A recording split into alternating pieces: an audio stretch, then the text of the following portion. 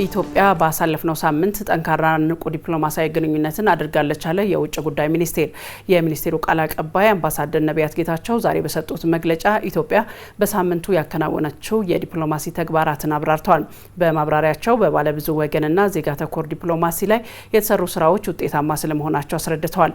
መግለጫውን የተከታተለችው ባልደረባችን ቤተልሔም መኳንንት ደግሞ ተጨማሪ ልታደርሰን በቀጥታ መስመር ላይ ዳግም አግኝተናታል። ቤተልሔም በመግለጫው የተዳሰሱ ጉዳዮች ምንድናቸው የሚለውን ለተመልካቾች ታደርሽ። እንግዲህ ቀደም ሲል አዳነቻንችም እንዳልሽው በተለይም ደግሞ ኢትዮጵያ ባሳለፍነው ሳምንት በተለይም ደግሞ በዲፕሎማሲው ላይ ከፍተኛ የሆነ ንቁና ጠንካራ ተሳትፎን ስለማድረጓ ነው የውጭ ጉዳይ ሚኒስቴር በመግለጫው ያብራራው።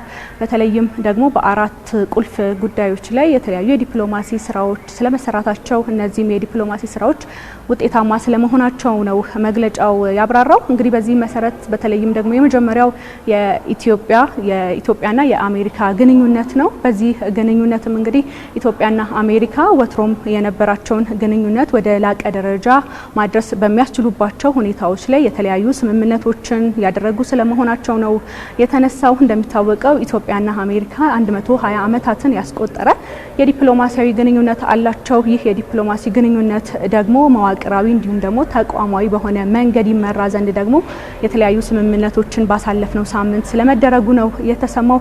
ይህ ስምምነት በዋነኛነት ኢትዮጵያን በንግድ እንዲሁም ደግሞ በኢንቨስትመንት ረገድ ሁለቱ ሀገራት ያላቸውን ግንኙነት ለማጠናከር ሰፊ የሆነ ድርሻ ስለሚኖረው እንዲሁም የተነሳው በመግለጫው ማለት ነው። ከዛ በተጨማሪ እንግዲህ የስምምነት 3 አበይት ጉዳዮችን የያዘ ነው። ከነዚህ መካከል አንደኛው እንግዲህ የመጀመሪያ የሚሆነው የኢኮኖሚ ብልጽግናን የተመለከተ ነው። እዚህ ስር ደግሞ የሚካተተው የንግድና ኢንቨስትመንት ጉዳይ ነው። በሁለቱ ሀገራት መካከል ያሉ የንግድና ኢንቨስትመንት ዲፕሎማሲያዊ ግንኙነቶችን ወደ ላቀ ደረጃ ማስቻል በሚችሉባቸው ሁኔታዎች ላይ ይስማሙ ዘንድ አንድ ስምምነቶች ከተደረጉባቸው ጉዳዮች መካከል አንደኛው ይሄ ሆኗል ማለት ነው። ሁለተኛው እንግዲህ የመከላከያና የጸጥታ ጉዳይ ነው። ሌላኛው ቀጠናዊ የሰላም መረጋጋት ነው። በሁለቱ ሀገራት መካከል በተለይም ደግሞ ኢትዮጵያ በቀጠናው ላይ ያላትን ሰላም የማረጋገጥ ተልእኮን ተከትሎ ደግሞ ይህ ስምምነት እንደተደረገ ነው የተነገረው ማለት ነው። በዚህ ስምምነት መሰረት በሁለቱ ሀገራት ያለው የዲፕሎማሲያዊ ግንኙነት ወደ ላቀ ደረጃ ማድረስ በሚያስችሉባቸው ሁኔታዎች ላይ ለመምከር እንግዲህ ከዚህ ቀደም ባሳለፍነው ሳምንት በዋሽንግተን የተለያዩ ምክክሮች እንዲሁም ደግሞ ይህንኑ ስምምነት የተደረገበት ሳምንት ነበር። ከዛ ውጪ ደግሞ ይህንኑ ለማጠናከር ያለመ በየአመቱ በተለያዩ ሀገራት ላይ ጉባኤዎች እንደሚካሄዱ ነው የተነገረው። ይህም አንደኛው በአዲስ አበባ ከዛ ባለፈ ደግሞ በዋሽንግተን ዲሲ አንድ አመት ዋሽንግተን ዲሲ አንድ አመት ደግሞ አዲስ አበባ ጉባኤዎች የሚደረጉ እንደሚሆኑም ነው በመግለጫው የተመላከተው ማለት ነው። እንግዲህ ከኢትዮ አሜሪካ ዲፕሎማሲያዊ ግንኙነት ባሻገር ደግሞ የሳምንቱ ትኩረት የነበረው የባለ ብዙ ወገን ዲፕሎማሲያዊ ግንኙነት ነው። ለዚህ ደግሞ ማሳያ ተደርጎ የተጠቀሰው እንግዲህ ኢትዮጵያ በተባበሩት መንግስታት ውስጥ ያላትን ሚና የተመለከተ ጉዳይ ነው።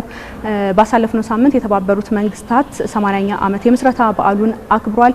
በዚህ የምስረታ በዓሉ ላይ ደግሞ ኢትዮጵያ በተለይም ደግሞ በመንግስታቱ ድርጅት ውስጥ የነበራት ሚና ምንድነው የሚለውን በሰፊው ለተቀረው ዓለም ያሳየችበት ስለመሆኑ ነው የተነሳው። እንግዲህ ኢትዮጵያ ከዚህ ድርጅት ጋር ያላት ግንኙነት ከምስረታው ጀምሮ አብሮ ያለ ነው።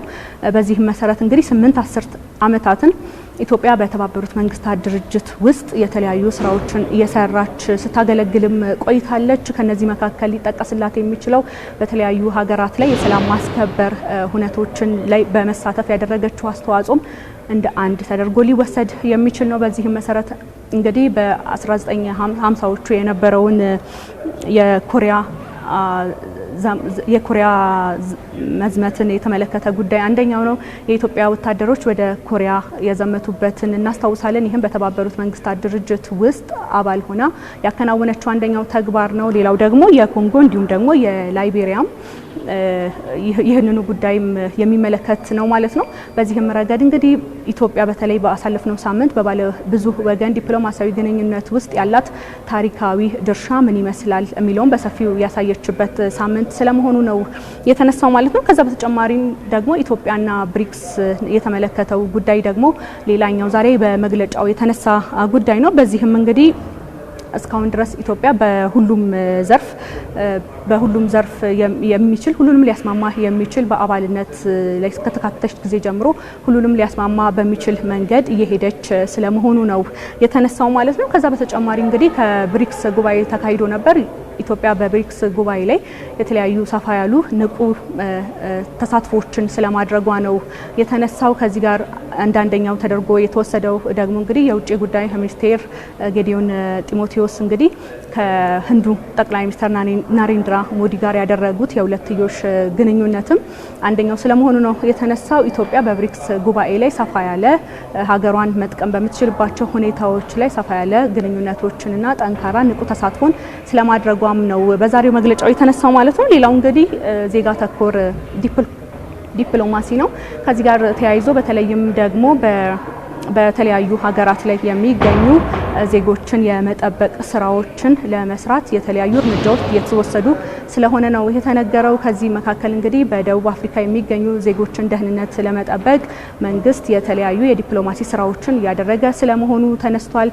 ከዚህም ጋር ተያይዞ እንግዲህ ከደቡብ አፍሪካ አምባሳደር ጋር ተገናኝቶ በዜጎቹ አያያዝ ላይ የተለያዩ ውይይቶችን ከማድረግ ጀምሮ ወደ ስፍራው የሚላኩ ደግሞ የተለያዩ ልዑኮችን ወደ ማቋቋም ደረጃ መድረስ እንደተቻለም ነው የተነገረው። በዚህም እንግዲህ በተለይም ደግሞ በደቡብ አፍሪካ የሚገኙ ኢትዮጵያውያን ዜጎች ደህንነታቸውን ለማስጠበቅ የተለያዩ እርምጃዎች እየተወሰዱ ስለመሆኑም ነው የተነሳው። ሌላው በሳውዲ አረቢያ የሚገኙ ደግሞ ኢትዮጵያውያንን የተመለከተም ጉዳይ አንደኛው ስለመሆኑ ተነስቷል። በተለይም ደግሞ በሳውዲ እስር ቤቶችና በተለያዩ በሳውዲ የሚገኙ ዜጎችን ደህንነት ለማስጠበቅ የተለያዩ ስራዎች ስለመሰራቱ ተነስቷል። በተለይም በሳውዲ የሚገኙ በእስር ላይ የሚገኙ ዜጎችን ሄዶ ከመጎብኘት ወዲያው መፍትሄ የሚሹትን ወዲያው እዛው መፍትሄ በመስጠት ከዛ በተጨማሪ ደግሞ እንግዲህ በዲፕሎማሲ መፈታት የሚችሉባቸው ሁኔታዎች ላይም እንዲሁ የተለያዩ ስራዎች እየተሰሩ ስለሚገኙም እንዲሁ አንስተዋል ማለት ነው። ከዛ በተጨማሪ እንግዲህ ህጋዊ የስራ ስምሪትን ማስፋትም አንደኛው መፍትሄ መሆኑ ስለመገኘቱ እንዲሁም ደግሞ በዚህ ረገድም ወደ ተለያዩ የዓለም ሀገራት ላይ የሚሄዱ ዜጎች ህጋዊነትን በጠበቀ መልኩ ህጋዊ መሰረትን ይዘው እንዲንቀሳቀሱ ከማድረግ ረገድ የተለያዩ ጅምር ስራዎች የተሰሩበት ስለመሆኑ ነው የተነሳው ማለት ነው። ከዛ በተጨማሪ እንግዲህ የፈረንሳዩ ጠቅላይ ሚኒስትር ኢማኑኤል ማክሮን ወደ ኢትዮጵያ መምጣት እንደ አንድ የዲፕሎማሲ ስኬትም ስለመነሳቱ እንዲሁ በመግለጫው ላይ ተነስቷል ማለት ነው። በአጠቃላይ ባሳለፍነው ሳምንት ኢትዮጵያ ቀደም ሲል ባነሳዋቸው የተለያዩ የዲፕሎማሲ ስራዎች ላይ ጠንከር ያለ እንዲሁም ደግሞ ንቁ የሆነ ተሳትፎን ስለማድረጓ ነው የዛሬው መግለጫው በአጠቃላይ ያነሳው። መልካም ባልደረባችን ቤተልሔም መኳንንት በቀጥታ ገብተሽ ላደረሽን መረጃ አመሰግናለሁ። መልካም ቀን ይሆነልሽ።